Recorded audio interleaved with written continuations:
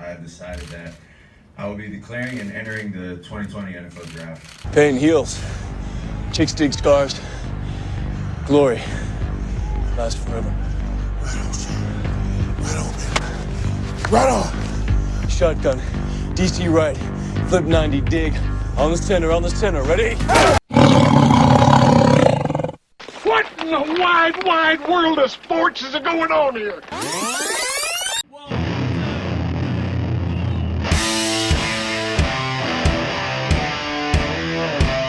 You're listening to The Review on the OSG Podcasting Network.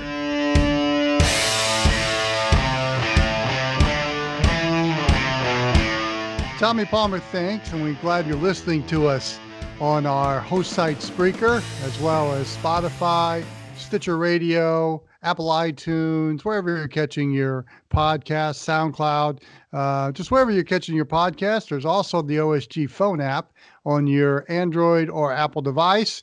You can catch all of our podcasts there, especially this one. Welcome to The Review. John Wilkerson, Phil Canner, John Nelson. It's a full house on our first podcast in 2020. Guys, Happy New Year's. Yes, Happy New Year. And Happy New Year. 2020 is not so kind to Joe Moorhead, the former Mississippi State head coach. He was fired right at the beginning of the year. Of course, Mississippi State had their bowl game recently, and that didn't work out so well for them. And all of a sudden, the coaches canned. So I open it up to the floor, guys.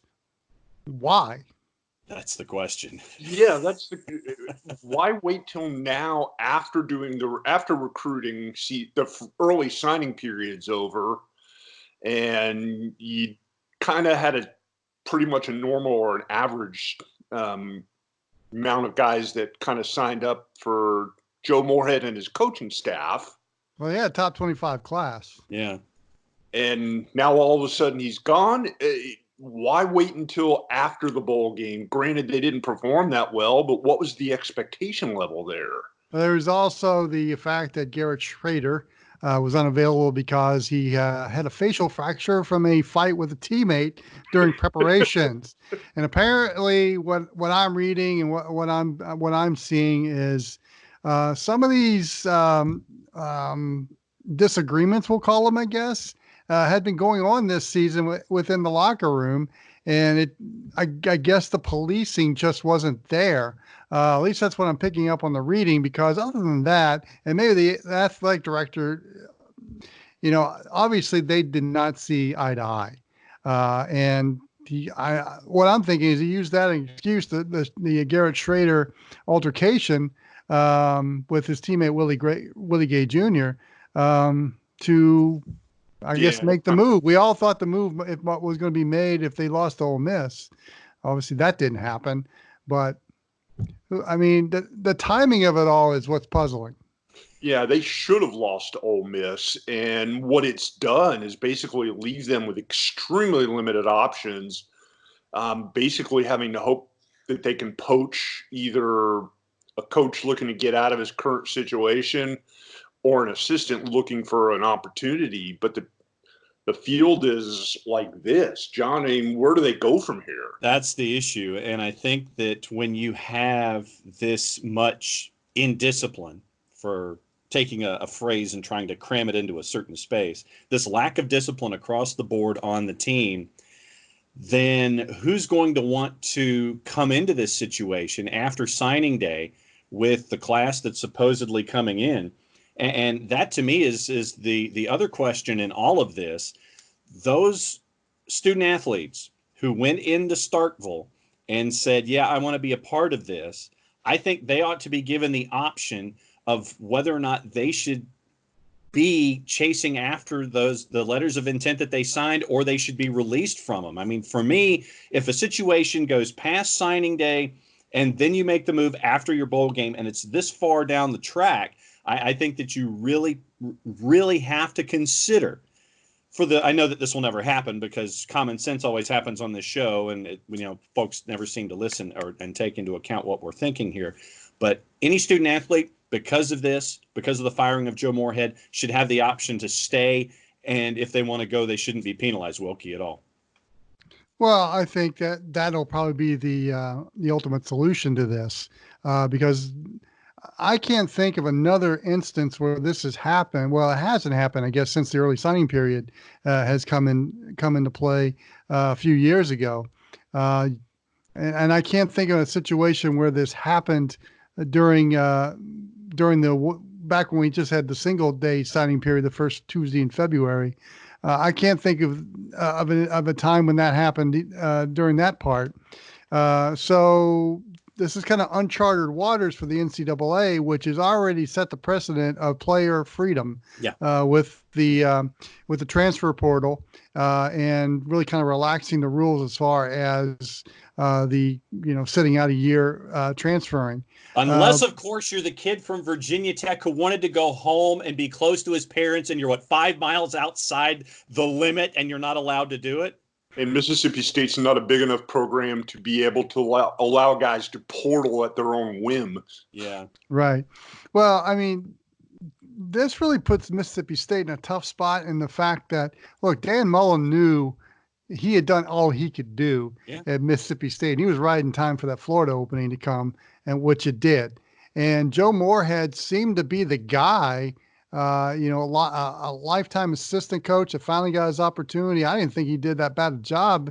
I just don't think not necessarily his style of play. It's just him personally just didn't. Style. Well, to me, this just really reeks of influential boosters that didn't like a Yankee coming in. True. And just didn't like his ways. Let's put it that way. That's just what it reeks of. So, you said the question there, Phil, where does Mississippi State go from here? Well, Billy Napier is not interested. And that was I think that's who they were probably had all attention toward. The one name that kind of is intriguing as far as a candidate is Joe Judge, the special teams coordinator for the New England Patriots. He played at Mississippi State, and obviously he's available now because the Patriots are out of playoffs. But you're hearing the same cast of characters: Jeff Monken, Willie Fritz, Mike Leach. We've heard this throughout the silly season. Blake Anderson at Arkansas State. The same names we heard throughout the season. Bill Clark, and who at this latent stage wants that job? That's the question for me. I think it would have to be a number 2 that wants to take that step up and do it in this conference, or someone who's been on the beach, Phil, for a couple of seasons and wants to take this opportunity. I don't, if I'm Judge, do I want to leave my gig as special teams coordinator for the New England Patriots and be a number 1 back at my alma mater? My answer to that is no, and I would love to see who's going to take this gig, Phil. Yeah, I'm with you on that. Like I said at the beginning, this hasn't exactly been a banner year for coaches jumping on and off of the carousel. There haven't been a whole lot of big name jobs that have opened up. There haven't been a whole lot of big name coaches that have even put themselves on the carousel for an opportunity. And the pool here that Mississippi State's going to be pulling from is very small. They'll get somebody to take the job because there's always somebody that will take the job. But are you talking about somebody who's a bridge hire, somebody who's there that's going to be able to lead the program to where they think they should be? That's the I guess, multi-million-dollar question. Yeah. Your choices are a career assistant that's looking for that opportunity in the SEC,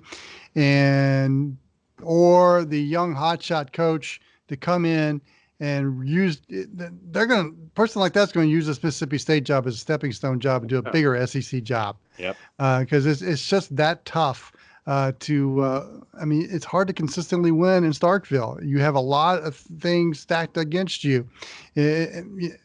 Obviously, the SEC network money's pumping in, so that's no longer the issue it's been in the past in Starkville. But it's out in the middle of nowhere, and it's hard to get recruits from out of state that wants to come there, even though it's an SEC school.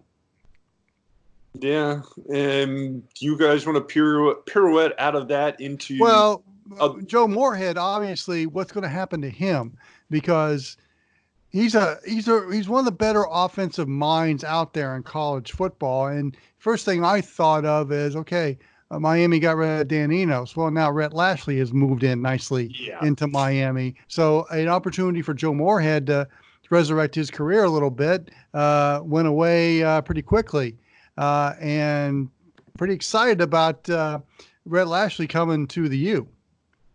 Yeah, and that's a good opportunity and could potentially be a good fit.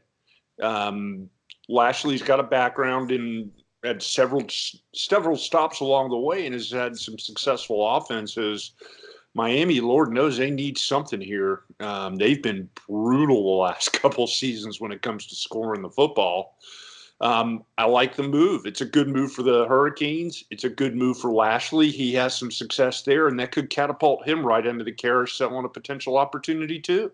But then does that mean that Moorhead now is in consideration for what's going on at SMU? Well, that's a good observation. Yeah. Will his system mesh with Coach Dykes, with Sonny Dykes? That's it. But Joe Moorhead has one of the better innovative offensive minds out there. You saw what he did at Penn State. It got him the job at Mississippi State.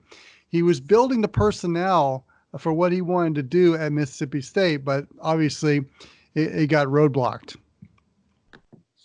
Yeah, and Coach Dykes has had quite the wide open offense when it comes to what they did at SMU. I don't know that that's a great fit.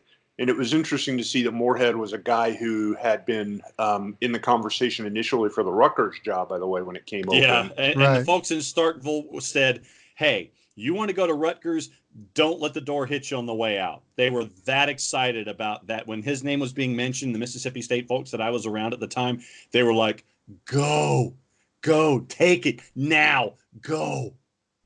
And Well, let's go back to Miami here because obviously Lashley is there are people excited about that, but there are some influential boosters and fans at the U are not happy about the way things have been going lately down in Miami. In fact, I'm quoting the Miami Herald here, or the source is the Miami Herald here, but they have a source that said that some of those influential boosters went up to Blake James, the director of athletics in Miami, about creating a general manager type position with authority over the football program. And the name they had in mind was Alonzo Highsmith. And James is kind of not really on board with such a move.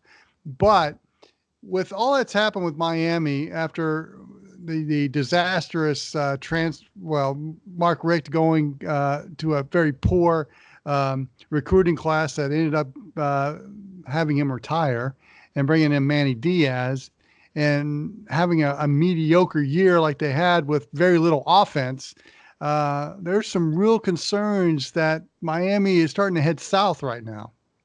I think they have been for a few I was going to years say, now. heading south, I think they are south. Yeah.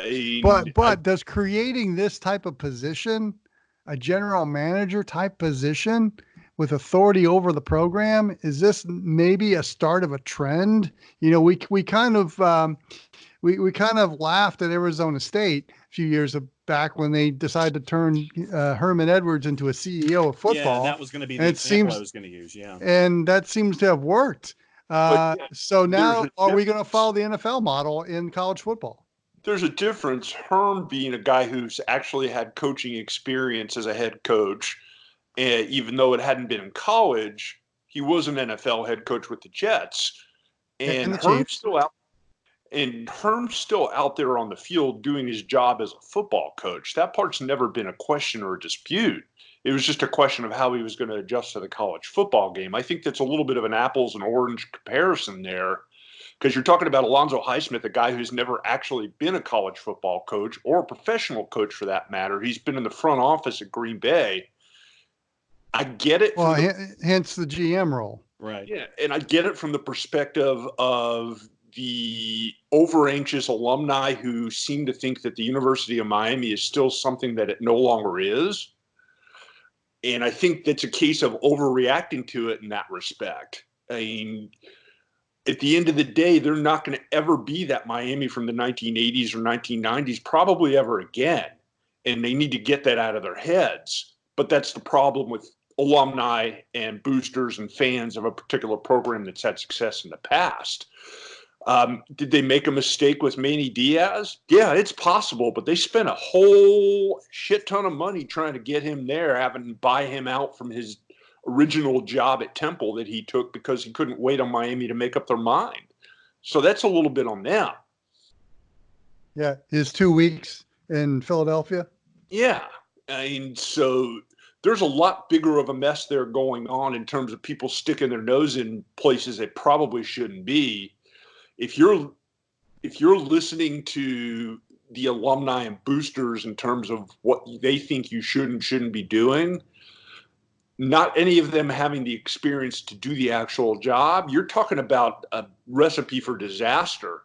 And considering how bad Miami's been over the last decade and how many bad decisions they've made, I'm not sure this is necessarily a way to upgrade that. Yeah, for me, when you're looking at an Alonzo Highsmith, I think that the Arizona State model was what they were chasing after. And to Phil's point, where if you're not going to be who you were in the 80s and 90s, then maybe you do need to take this break and make it a clean break and try to do things in that Arizona State CEO GM kind of a mold and work your way forward. I think that's the question that's facing Miami about having someone with that front office experience, and I'm going to put that in quotes, creating a front office position on the college level and having Alonzo Highsmith do that. So that, and then once again, with Alonzo Highsmith, how much patience does he have? Who does he report to? Does he report to the athletic director? What's the chain of command when it comes to Alonzo Highsmith? Let's just say, for lack of a better example, whoever this GM is, I'll just put that in air quotes. If they didn't want Manny Diaz, then what do you do? How much patience do you have? Do you have ultimate hiring and firing consultation power? That kind of stuff for me is what I'm thinking about here. If you're creating this business hierarchy, then what's chain of command? And then how further do you set yourself back with the decision-making process if this chain of command ends up having folks that are going at it like this instead of a set way like we've had in the past with traditional college athletics? Yeah, I just think that with the way college football is becoming more and more autonomous, and with the money flowing in with the creation of these new networks, and with, we've got the new TV deals coming up with a few conferences coming up. Well, the SEC is making a change from CBS to ESPN in 3 years, but all that kind of comes up. I think more and more the structure is going to become more and more NFL-like. It already is in the coaching staff. We got quality control guys and guys in the office there breaking down film. And now you're going to see it more in the upper level, where you are going to have a CEO / general manager of the football program, because it's becoming too big, and everything else within the athletic department is becoming too dependent on football earning revenue. And it's just a matter of time before the Power 5 schools start having that. And it may even trickle down into the Group of 5 schools at a lower level type of thing. Guys, we began in Mississippi. We're going to kind of end this segment in Mississippi again over at Ole Miss, because, of course, Lane Kiffin always puts himself out there, and he's added to his coaching staff, and one of them is bringing in former Maryland head coach DJ Durkin into his coaching staff. And so thoughts on that? John, I'll defer to you on this one. Yep. I give it 2 years before the NCAA starts sniffing around. I saw zero merit in Wilkie, no offense, Kendall Briles, first off, being hired at Florida State, and being hired, period, considering what happened at Baylor. And now Kendall at his new gig. And I feel the same way about DJ Durkin. The parents of the student athlete who passed at Maryland hoped that DJ Durkin had learned his lesson. I don't know if college football has learned its lesson if you're hiring DJ Durkin again to be a college football coach, especially this soon after what was reported in that 190-page document that was released in the internal investigation by Maryland. Nothing stuns me when it comes to college football anymore. Nothing surprises me. I think that there are things that disappoint more often than not. So that's just how I'm going to phrase it. But, once again, you're bringing in Lane Kiffin to Oxford. You want to sit there and you want to turn the world on its head. Then what are you going to do? You're going to do stuff like this. And when you have pictures of Lane Kiffin and Hugh Freeze meeting in a restaurant behind a curtain that's kind of half open and closed about how things probably are in Oxford and what you can and can't do and who you should and shouldn't talk to. Having a DJ Durkin on this staff does not surprise me. It should not have happened, but that's just me. Phil, what do you think? The more things change, the more they stay the same, isn't it? Mm-hmm. Yeah. Well, go ahead, Phil. I'm sorry. I didn't mean to interrupt. Yeah, that's about right. Exactly a good way to phrase it just because I don't understand it. I know Kiffin is notorious for being the bringer of headlines, and this certainly is that. But you're talking about a guy in Durkin, and I'm all for rehabbing guys' images and all that. But you're talking about a guy in Durkin that is still got former players who are speaking out about how much of an awful human being he was when it comes to being a coach. I'm sure he's got some sort of redeeming quality somewhere, and I don't know the man.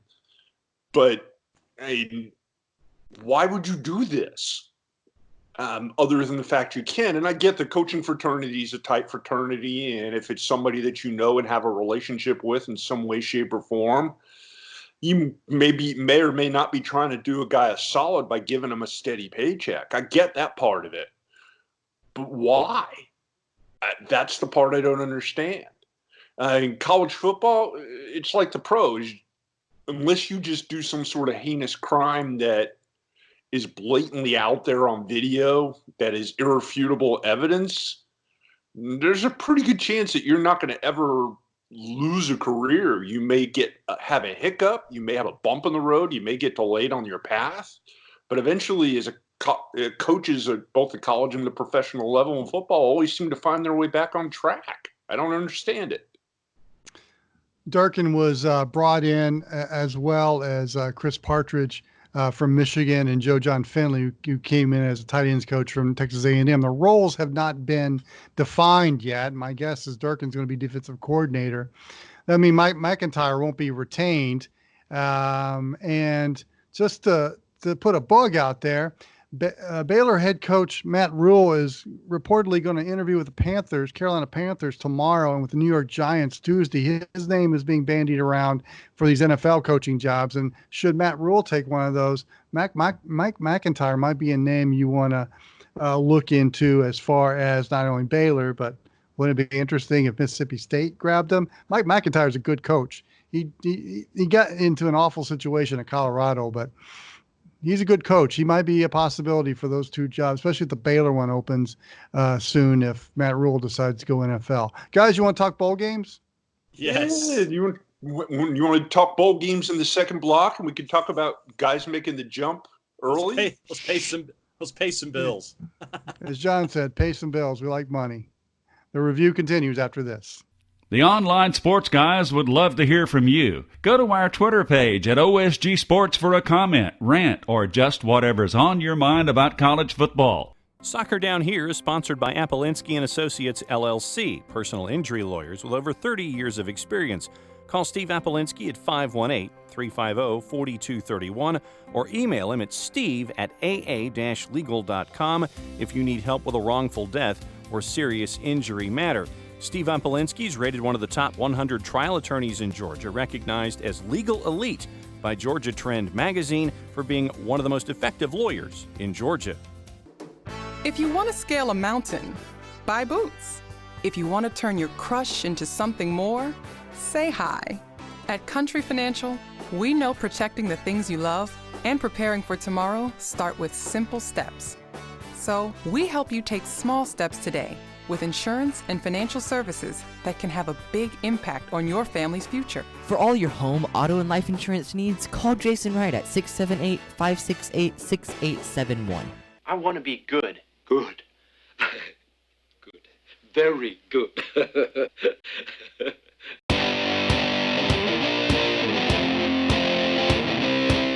Welcome back to the review. Glad you're listening to us on your favorite podcatcher. Our host site, Spreaker, Spotify, iTunes, Stitcher Radio, SoundCloud. They all seem to be in S's. Of course, we've got our OSG Sports phone app at your convenience. John's holding it up right now on your Android or Apple device. First of all, we want to get with the bowls. There's just way too many bowls out there, and I couldn't keep up with them. Of course, the Belk Bowl was a fun one to watch. Kentucky, Virginia Tech.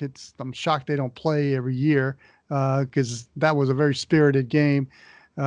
John failed to go to El Paso to watch his Seminoles lose to Arizona State and Herm Edwards.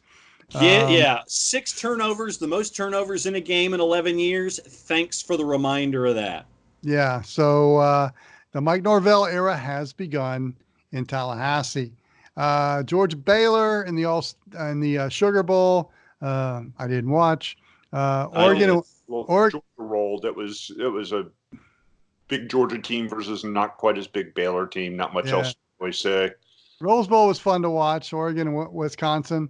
Oregon pulls it out. Justin Herbert ends his career on a high note. John was probably busy with Auburn and Minnesota. Gophers get the win. I'm sure the better half was disappointed. The boss was disappointed, especially at the play calling by the head coach once again. So when you had rhythm and you were in a hurry-up offense in the third quarter and you went down the field and you got your score on the board to get you close, how many more times did you do offense in rhythm for the remainder of the game? The answer is 0. So, yes, she was slightly angry. Because it's no more than coaches. Alabama gets to win the Citrus Bowl. The news from that game, Jim Harbaugh is under fire for the performance, and Nick Saban broke a headset. That was awesome. Probably his 100th headset he's broken in his college career. It was something awesome. like that. And Alabama scored a bonus touchdown at the end of the game just because they could. Because they're Alabama. Just to kind of rub it in their face a bit. But 2 interesting bowls let's bring up here that probably on no one's radar screen, but was kind of weird. The Birmingham Bowl between BC and Cincinnati. Boston College, for the second year in a row, is involved in a bowl game in the South where weather comes in and delays. Didn't cancel this one, delayed it. And there was reports that at Boston College, when the delay was happened, that they just wanted to pack up and go home and move on. And Cincinnati said, "Oh no, we're going to play this game." And it kind of looked like that on the field. You ain't kidding. What does this say? Now, this whole second half and this approach from Boston College, what does this say, and what does this tell any prospective student athlete about the school that you might have an interest in if this school is in a bowl game and then they're like, because of weather and conditions or whatever, we want to go home, and then that second half or post delay legitimately, if I could get my upper plate to work, they looked like they wanted nothing to do with Cincinnati, with Birmingham, with the bowl game. They wanted to hit the plane. Phil, what does this say about Boston College? What kind of a message is this when you see this kind of a performance on television? Number one, Boston College should never have been in a bowl game. It was a crappy team. They had a crappy season. This is what everything. Fired their coach. They fired their coach. It's everything wrong with the college bowl game system. They should not have been rewarded for a horrific season like that. Secondly, number two, that game was a mismatch. Cincinnati was going to blow them out, whether it was rainy, sunny, snowy, sleety, hail, lightning, thunder, Fire. dogs and cats, Locusts. plagues of locusts. Cincinnati was going to blow them out. Cincinnati here, Boston College here. And I'm only doing this because my screen I was going to say, they're further down than that, dude. So to me, that's all it says, quite honestly. This is a game like several other bowl games. Boston College had no business being in a bowl game, period. Well, Boston College played without their stud, A.J. Dillon, and the offense showed it. And Rich Gunnell, the wide receivers coach, was the interim head coach in this game. And so there was a lot of things going against BC in this one. And, wow, it kind of showed it on the field. So I think what we can get out of this is Boston College does not want to play another bowl game in the Deep South. No. Maybe win a few games, and that wouldn't be a problem. Well, they've made a coaching change. Or just sentence them to the Pinstripe Bowl until further notice. That's a shorter trip. That's what I'm saying. That it is. The other game we kind of want to touch on that was kind of interesting was Tennessee's comeback against Indiana. Think about Tennessee and how they started out the season with a loss and a bad loss to Georgia State at home. And Vols fans were ready to jump off a bridge. I mean, they've been through so much for the past, 10 years. From Butch Jones to Dooley to Lane Kiffin. I mean, think about it, Derek Dooley, and now you had that, and with Jeremy Pruitt, and really Tennessee finishes strong with a great win over Indiana. Might catapult this program now into some kind of into the East.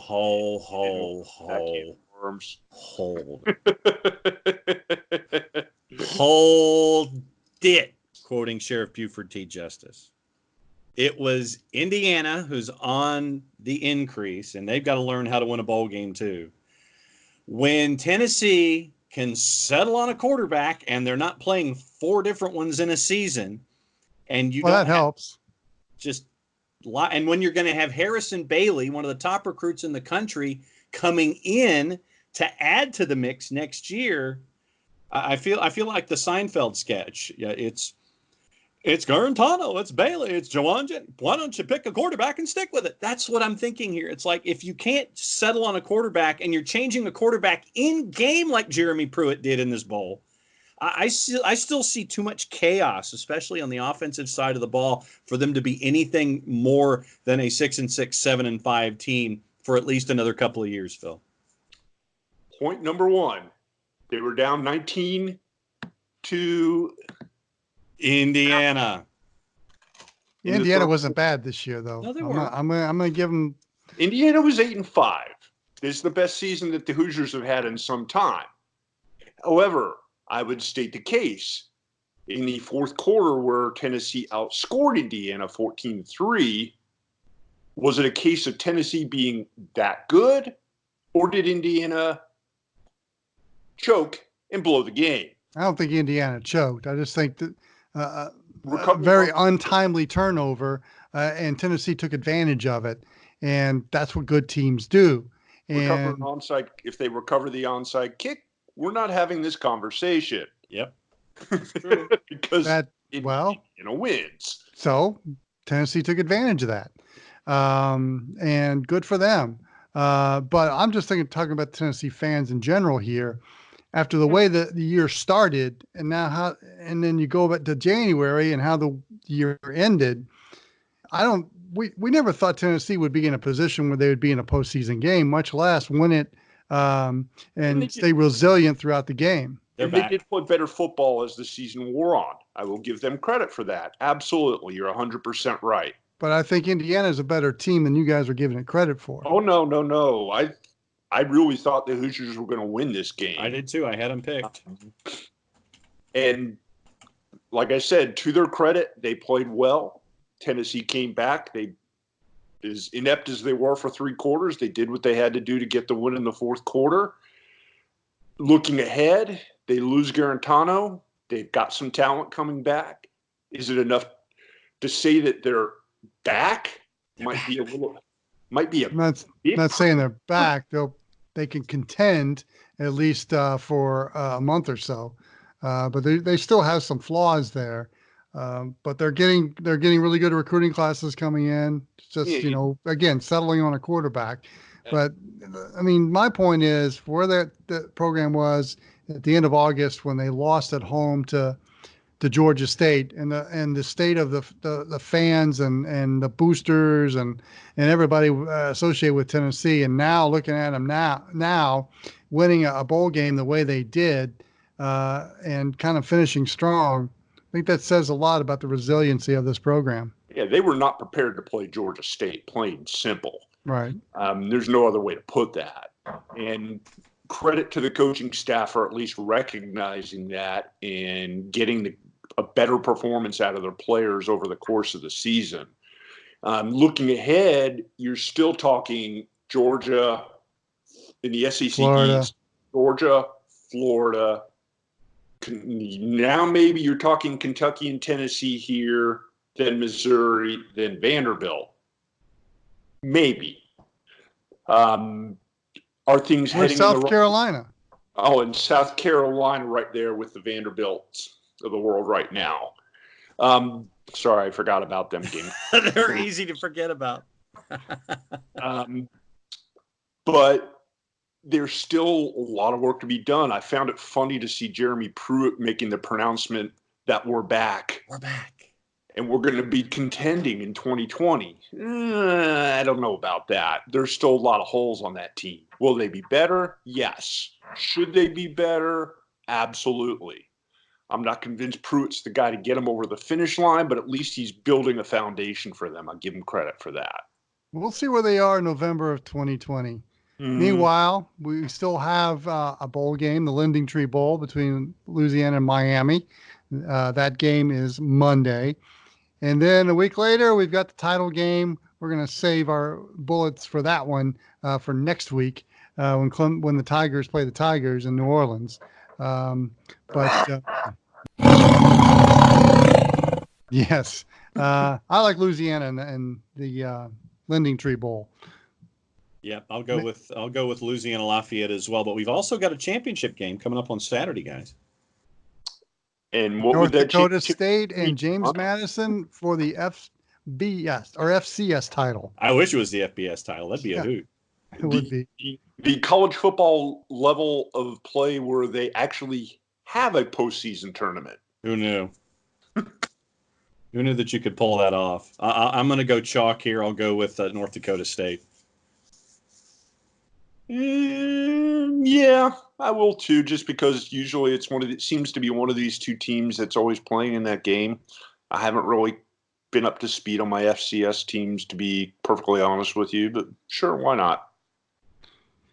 Yeah, I think North Dakota State will win this game in Frisco. I just think they've got a superior line talent.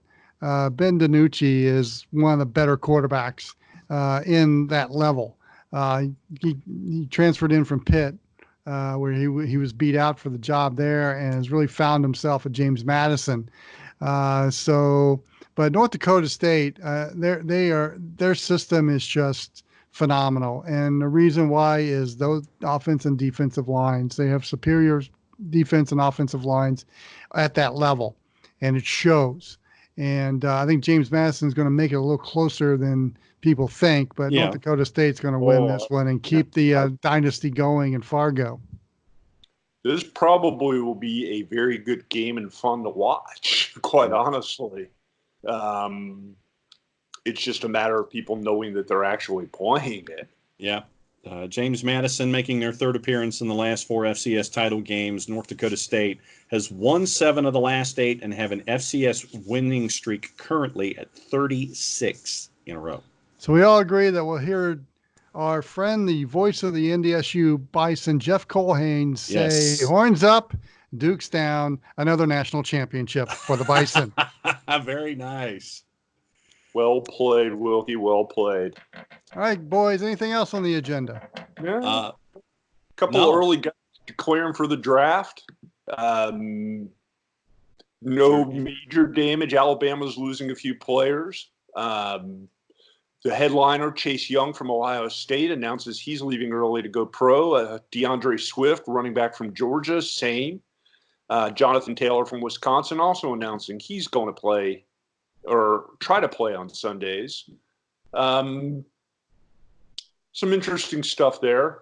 Jerry Jeudy from Alabama, probably the number one wide receiver in college football. He's going to be in the draft this year. It's going to be a great year in the NFL draft for wide receivers coming out of college, as college football had some great talent at the end out there playing wide every week. It's going to be interesting to see as we kind of count down to draft time. And of course, everybody is holding their breath to see if Tua Tagovailoa is going to go pro. We'll know Monday.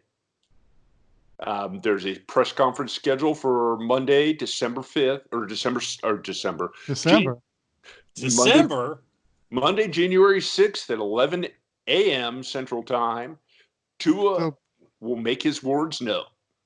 So by the time this podcast drops, you'll know whether Tua is going pro or staying at Bama for one more year.